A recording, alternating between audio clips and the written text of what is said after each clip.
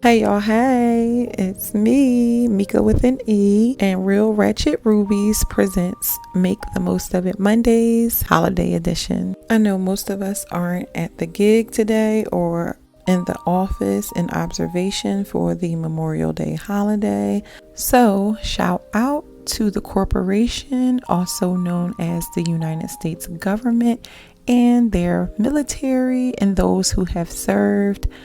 Thank you all. We still wanted to bring you the 5 tips on how to overcome the Monday blues and ultimately the any day blues, because we can't stop, won't stop. No diddy. Let's just jump right into them.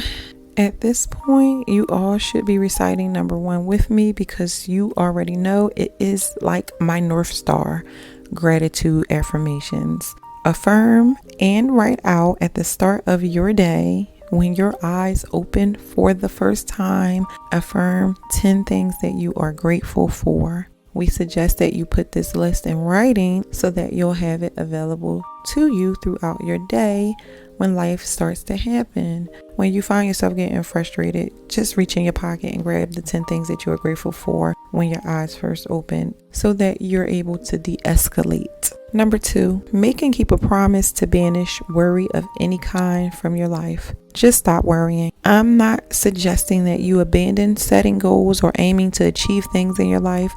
However, you should abandon any feelings of angst, unease, anxiety, or frustration around those things, because like attracts like. And if ever we're in a state of anxiousness, that is what we'll attract, and we'll bring forth more situations to be anxious about. Just plant a seed of any kind and watch it grow. Case in point, I was away last weekend with my children and I had an incident where I lost my wallet, and my knee-jerk reaction was to go into panic mode. And I have been a victim of identity theft before, so next it was to place blame. However, I know better, so ultimately I did better.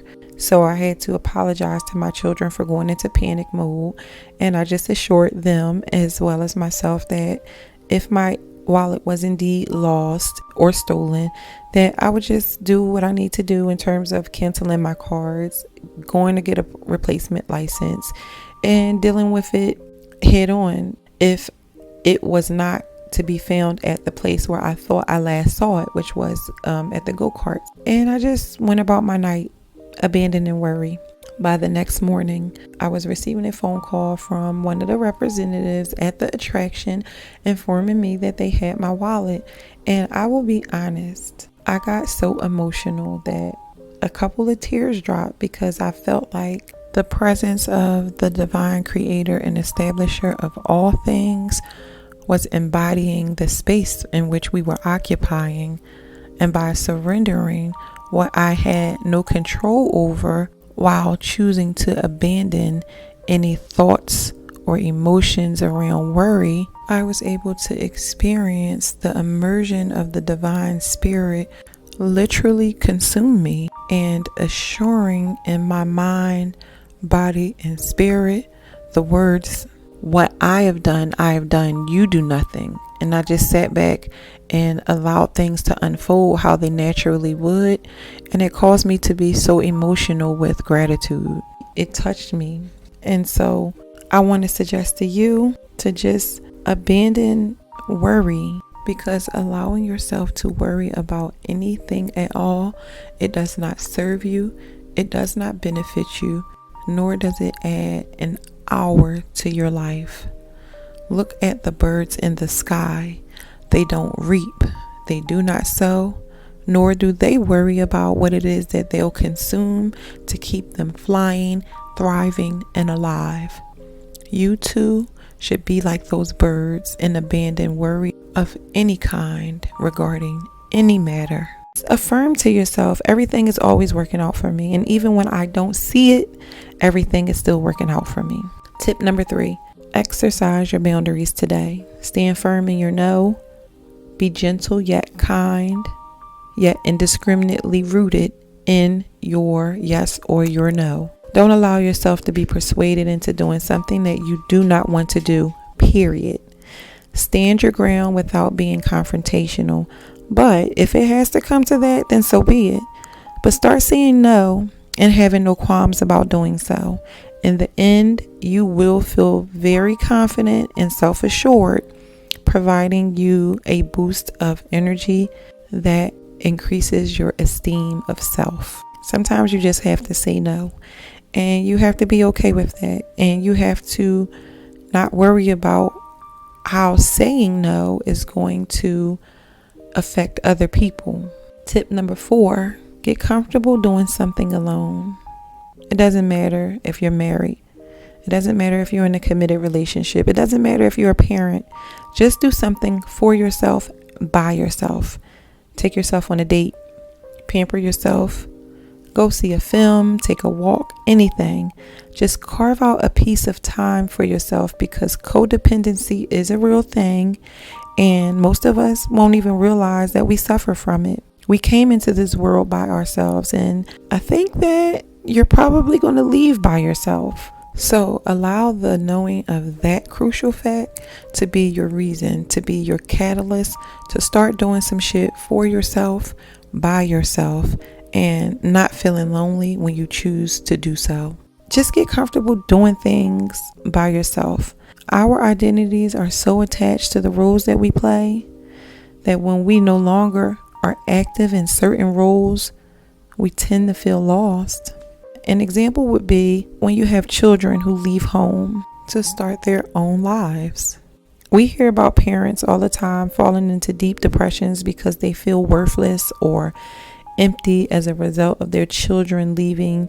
They no longer feel needed in the way that they previously did when their children relied on them to feed them, to provide them with shelter, or to clothe them, or even the emotional support they provided in an up close and personal way when they were home.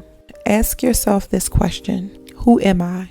Without the titles or labels that we have assigned to ourselves or that society has assigned to us. Aside from being a wife or a husband, a mother, a father, a daughter, a son, an Asian person, a black person, who are you? If I were to strip myself of the titles that are assigned to me, such as mother, daughter, black woman, I am a soul soother, communicator, look on the bright side, facilitator. I am a healer. I am a caretaker by nature. I'm an animal lover, a tree hugger. I am a poet. I am also a divine architect of my reality, just to name a few things. Now it's your turn. Strip yourself of the titles that you have been assigned and ask yourself, who am I? By nature, who am I? Tip number 5, as a means to create balance. You have established and exercised your boundaries. You have told someone no just because you can. And you've also done some shit for yourself, by yourself. Now, exercise a random act of kindness. It does not have to be anything extreme. You can genuinely smile at someone to make someone's day. Genuinely compliment someone. Hold the door open for somebody. Allow a person to cut in front of you in line. Maybe pay a toll for the person behind you. Again, it does not have to be anything major, but it must be genuine. And so these are the 5 tips to overcoming the Wednesday's blues, because obviously I did not post this on Memorial Day Monday because I had other shit going on. So listen to it today. Again on next Monday, the following Monday, or Tuesday or Friday, it doesn't matter. As I said before, it's to overcome the Monday blues and ultimately the everyday blues. I sincerely hope that you find these tips useful, and if you do, let me know. Feel free to share and like. Good day, family.